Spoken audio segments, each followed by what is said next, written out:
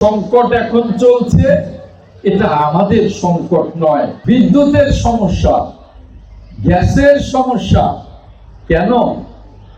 বাংলাদেশ তো একসময় গ্যাসের উপরে ভাসত, বিদ্যুতের তো সমস্যা হওয়ার কথা ছিল না। তাহলে কেন আজকে সমস্যা? এই হাসিনা রেজিম, এই ফ্যাসিবাদী রেজিম এগুলোকে ধ্বংস করে দিয়েছে, বিদ্যুতের নামে লুটপাট করেছে, গ্যাস উত্তোলন না করে শুধু ইম্পোর্ট আমদানি করেছে। আমাদের একটা প্রতিষ্ঠান আছে ব্যবসা নামে, সেটাকে ধ্বংস করে দিয়েছে।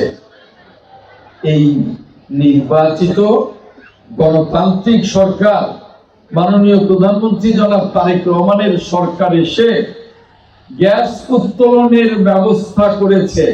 বাংলাদেশের সবচেয়ে powerful banking app city touch download করুন। আমরা ইলেকট্রিসিটি উৎপাদনের ব্যবস্থা করছি দ্রুত।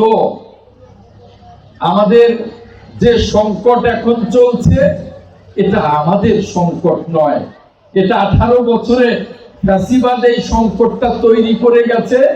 মাননীয় প্রধানমন্ত্রী জনাব তারেক রহমান এই সংকট উত্তরণের জন্য প্রাণান্তকর চেষ্টা করছে এবং ইনশাআল্লাহ অতি দ্রুত এই সংকট আমরা উত্তরণ করব ইনশাআল্লাহ।